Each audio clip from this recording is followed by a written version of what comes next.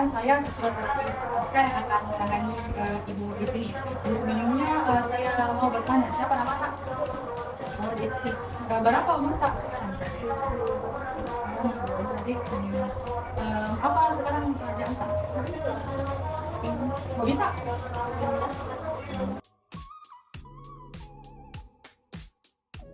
Jadi apa keluhan kak sekarang?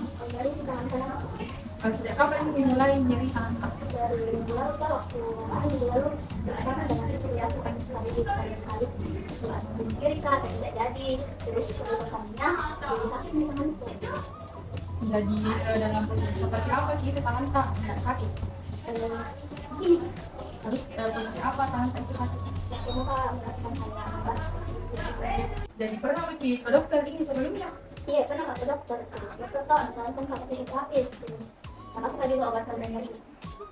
Jadi pasien bernama Nyonya Deti, dia berumur 22 tahun, pekerjaan sebagai mahasiswa dan hobinya itu bermain basket. Untuk vital sign-nya tekanan darah 120/80 mmHg. Dan untuk denyut nadinya 81 per menit dan suhu tubuhnya 36,4 derajat Celcius, tinggi badan 150 dan berat badan 50 kg. Untuk chief of complaint, pasien mengalami nyeri pada lengan kanan sehingga mengganggu aktivitas fungsional sehari-hari. Untuk history takingnya, nyeri mulai dirasakan semenjak seminggu terakhir setelah percobaan menggantung diri.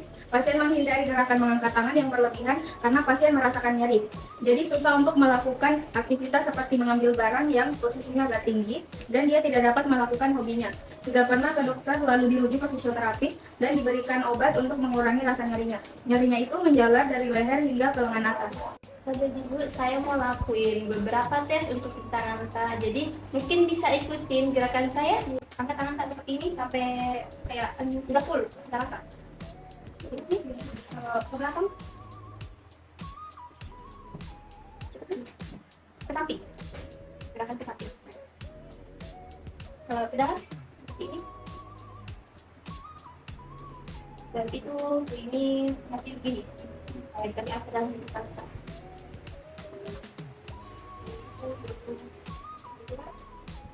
Kalau misalnya disipunya ditekuk, bisa ini. Kalau ditekuk lagi dikasih mulus. Kalau itu coba tangan ke depan, lihat kasih begini. Balik lagi. Oke. Kalau relax, bisa tangan ke kanan dan ke kiri ya. Geser ke sana, begini. Sebelah sini. Dari itu bisa mau dulu. Ini bisa buka. Nanti coba saya lakukan gerakan seperti tadi, tapi saya harus lihat kalau sakit enggak. Lagi.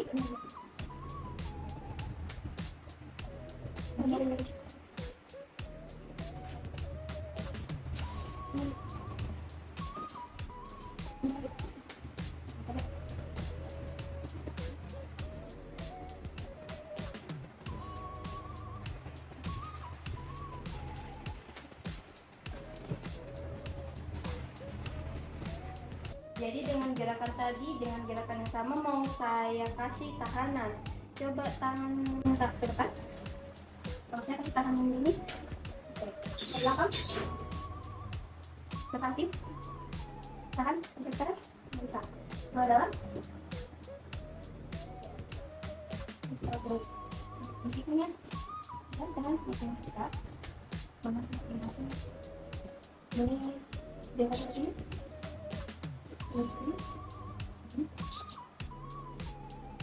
Bisa balik tangan seperti ini. Untuk asimetri, pertama inspeksi yaitu statis, bahu kanan tampak depresi, pronasi elbow, posisi jari seperti mencengkram, seperti tangan itu waiter tip. Dan untuk dinamisnya, dapat mengangkat lengan tapi tampak kesusahan. Susah menekuk elbow, dapat menekuk pergelangan tangan namun tampak kesusahan. Susah menggerakkan jari 2, 3, 4, dan 5. Untuk palpasi, terdapat atrofi, tidak ada udang, dan suhu kanan kiri normal. Untuk PFGD-nya, gerakan pada shoulder, fleksi dan ekstensi aktifnya terbatas, pasif tidak dapat full ROM, PIMT-nya tidak mampu melawan tahanan minimal.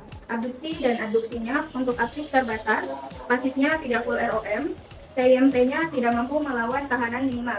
Dan untuk internal rotasi dan eksternal rotasi, aktifnya terbatas, pasif tidak full ROM. Untuk TIMT-nya tidak mampu melawan tahanan minimal. Untuk pada elbow-nya, fleksi dan ekstensi, aktifnya terbatas. Untuk pasifnya tidak full ROM, dan TIMT-nya tidak mampu melawan tahanan minimal. Untuk supinasi dan pronasi, aktifnya dia terbatas, pasifnya full ROM, dan untuk TIMT-nya mampu melawan tahanan minimal. Untuk pada wrist-nya, dextra, ulnar deviasi dan radial deviasi, aktifnya terbatas, pasifnya full ROM. Untuk TIMT mampu melawan tahanan minimal. Untuk fleksi dan ekstensi jari 1, 2, 3, dan 4, 5, aktifnya dia terbatas, pasifnya full ROM, TIMT mampu melawan tahanan minimal. Untuk restriktifnya, yang pertama limitasi ROM, mengalami keterbatasan gerak di radio shoulder, elbow, dan juga wrist. Untuk kedua, limitasi ADL, pasien kesulitan dalam melakukan kesehariannya seperti mengangkat dan menggenggam barang karena nyeri yang dialaminya. Ketiga, limitasi pekerjaan, pasien kesulitan mengerjakan tugas sebagai mahasiswa karena merasakan nyeri. Keempat, limitasi rekreasi, pasien tidak dapat lagi melakukan hobinya yaitu bermain basket. Untuk tissue impairment dan psychogenic prediction, komponen neurogen terdapat lesi di plexus brachialis C5, C6, C7, C8, dan T1. Yang kedua, komponen muskulotendinogen, rotator cuff, bicep brachi, dan tricep brachi, brachi radialis, extensor cardialis, dan extensor carpi radialis. Ketiga, komponen osteoarthrogen, ROM terbatas pada elbow, articulation committee, shoulder atau glenohumeral joint, dan wrist. Keempat, komponen psikogen yaitu kecemasan. Jadi ini namanya alat untuk menghitung skala nyeri, Kak. Jadi kalau misalnya nyeri yang seperti ini bisa kita geser seberapa nyerinya. Oke. Kalau misalnya saya kasih tekanan di bagian yang sakit, yang mana yang sakit? Oke, kalau misalnya gerak, digerakkan. Oke. Kalau tadi nyeri tekan, pasti saya tekan. Kalau tadi pas saya gerakan, sama yang kita gerakan, seberapa sakitnya? Spurling test dilakukan dengan cara ekstensi kepala pasien lalu fleksi lateral ke sisi yang sakit. Pasien akan merasa sakit hingga ke lengan, itu adalah positif.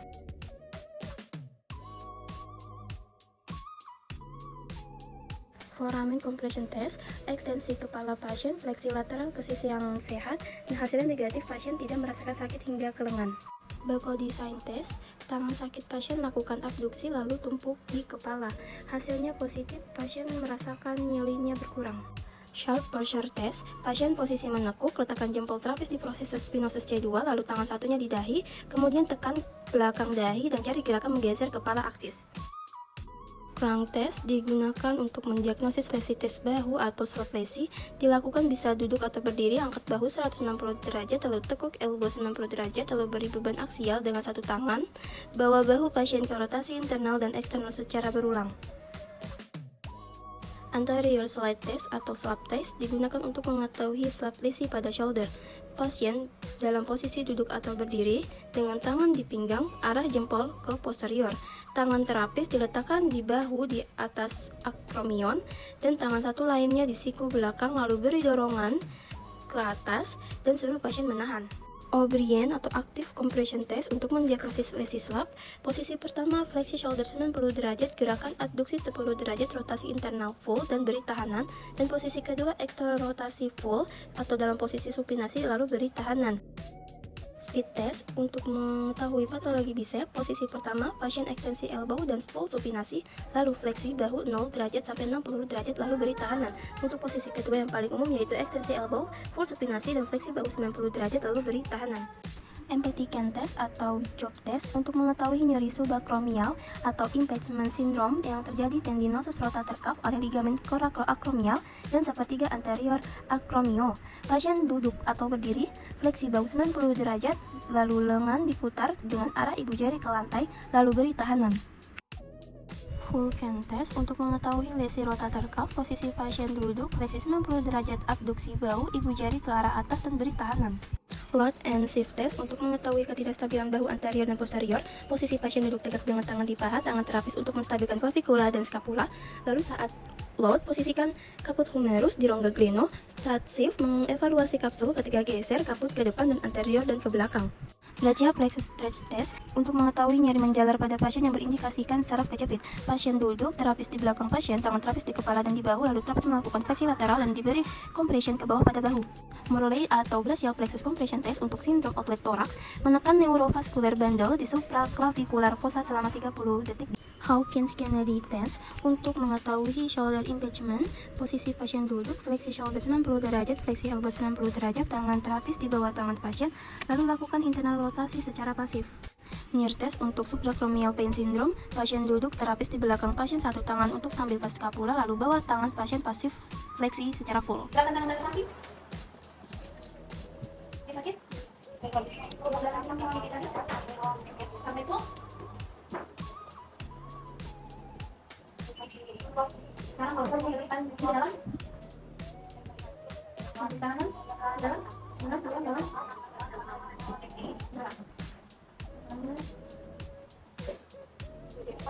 Sekarang kalau tangan kita sampai full, sampai tangan full. Kalau nggak ada tangan, kita full.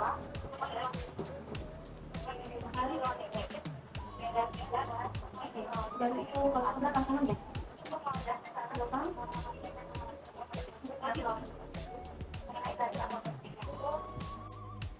Arah begini. Oke, kalau ke arah jempol, dimiringkan ke jempol.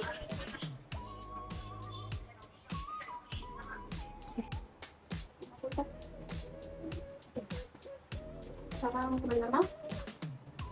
Arah begini menghadap. Saya mengukur rentang sendi yang di jarita. Coba, oke. Bisa menggenggam seperti gerakan menggenggam.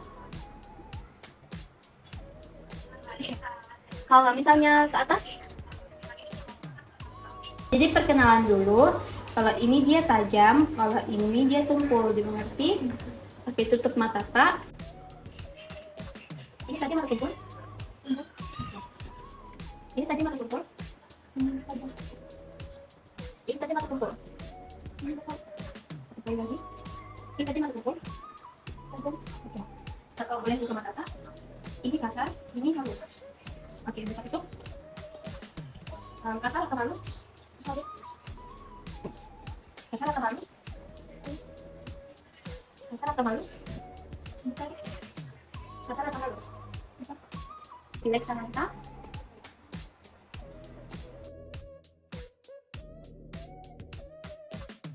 Painful arch test atau tes busur nyeri, pasien berdiri lalu abduksikan bahu secara perlahan dengan ibu jempol ke arah langit. Jika pasien merasakan nyeri di 60-120 derajat, indikasinya adalah impingement shoulder. Jika pasien merasakan nyeri di 170 derajat hingga 180, berindikasikan masalah di acromial clavicular. Sulcus sign untuk mengetahui ketidakstabilan bahu inferior atau kelemahan glenohumeral. Pasien berdiri dengan rileks, pegang lengan distal sendi siku lalu tarik ke bawah. All Upper Limb Tension Test atau ULTT digunakan untuk menekankan struktur neurologis pada ekstremitas atas. Tekan bahu, abduksi 110 derajat, fleksi siku 90 derajat, putar bahu lateral, ekstensi wrist, dan fleksi elbow secara perlahan hingga tertekan. Lalu untuk mengkonfirm neurologis yang sedang tertekan, suruh pasien untuk fleksi leher lateral ke arah berlawanan. Dorong bahu dengan hip, abduksi shoulder 10 derajat, fleksi elbow 90 derajat arah supinasi, pelan-pelan ekstensi elbow, lalu ciptakan kelonggaran dan suruh pasien untuk fleksi lateral ke arah berlawanan. Dorong bahu dengan hip, abduksi 10 derajat, fleksi elbow 90 derajat arah pronasi, fleksikan wrist, lalu turunkan perlahan-lahan dan suruh pasien untuk fleksi lateral lehernya. Tekan bahu, abduksi shoulder 90 derajat, pronasi, ekstensi wrist, dan dorong ke bawah, rotasi lateral bahu, pelan-pelan bawa wrist ke arah telinga. Apprehension test untuk mengetahui ketidakstabilan bau anterior, posisi pasien terlentang, dan posisi terapis dekat dengan pasien. Abduksi shoulder 90 derajat, fleksi elbow 90 derajat, perlahan bawa ke eksternal rotasi, tangan terapis di bawah lengan pasien, satunya di pergelangan tangan lalu bawa ke eksternal rotasi. Cervical distraction test. Tes ini digunakan untuk mengetahui cervical radicular syndrome. Pasien terlentang dan lakukan distraksi pada cervical pasien. Jadi untuk diagnosis fisioterapinya itu pasien mengalami gangguan kapasitas fisik dan kemampuan fungsional pada lengan kanan sejak seminggu yang lalu akibat lesi pada plexus brachialis bagian dextra. Selanjutnya untuk problem fisioterapinya itu yang pertama untuk primer, kelemahan anggota gerak atas kanan otot yang dipersarafi oleh nervus radialis, nervus medianus, dan nervus musculocutaneus. Selanjutnya untuk sekunder, pasien mengalami atrofi dan kelemahan otot gangguan psikis. Untuk kompleks, pasien mengalami gangguan ADL dan koordinasi. Selanjutnya untuk program fisioterapi untuk tujuan jangka pendek, yang pertama mengurangi kecemasan, yang kedua mengurangi nyeri, yang ketiga mencegah kelumpuhan, yang keempat mengurangi kekakuan, dan yang terakhir meningkatkan kekuatan otot. Selanjutnya untuk tujuan jangka panjang yaitu mengembalikan kemampuan dan melanjutkan tujuan jangka pendek. Dalam begini jangan bikin cemas, ini penyakit tak bisa disembuh, tangan tak juga bisa dilatih kembali normal seperti semula. Jadi saya akan melakukan breathing exercise untuk mengurangi kecemasan tak. Kalau tarik nafas sedikit, tahan, buang dan buang. Nah ini tarik nafas 3 detik, tahan 3 detik lalu buang dan berhenti 2 detik. 1, 2, 3, tahan, buang. Untuk program fisioterapi selanjutnya ada nyeri. Di sini kita menggunakan mobilitasnya TENS dengan dosis 1 kali per hari selama seminggu. Intensitasnya 100 Hz. Type-nya monoplastik modulasi TENS. Untuk time-nya 20 menit. Jadi di sini kita menggunakan 2 channel dengan 4 pad jadi channel pertama itu dengan pad pertama itu kita letakkan pada otot deltoid, lalu kemudian untuk pad kedua kita di tricep brachialis, kemudian untuk channel 2 itu pad pertamanya kita taruh di otot extensor carpi radialis, dan untuk pad keduanya kita taruh di otot extensor begitu.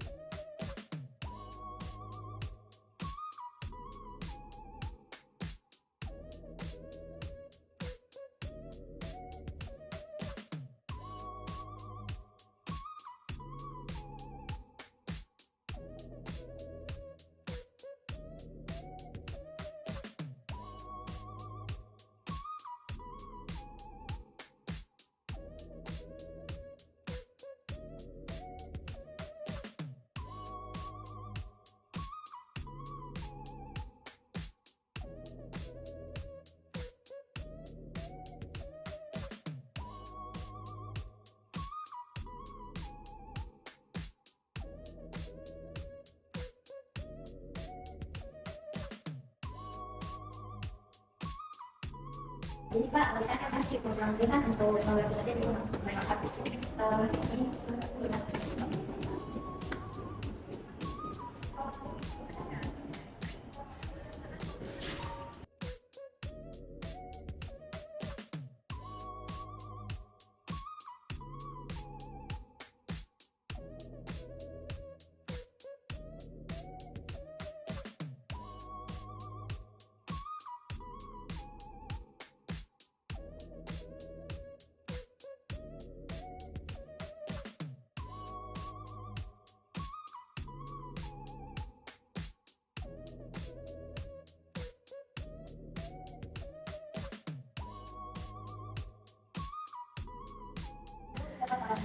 dari sini bisa juga dilakukan coba itu nanti saya kasih tahu ya.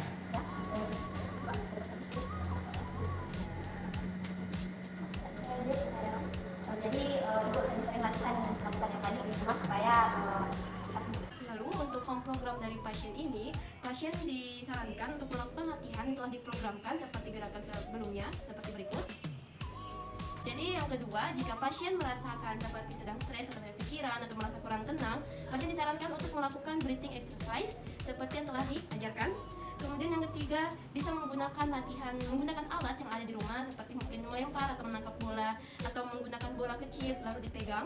Dan yang terakhir, pasien juga bisa melakukan latihan berenang, mungkin bisa seminggu sekali untuk memperkuat otot-otot di lengan.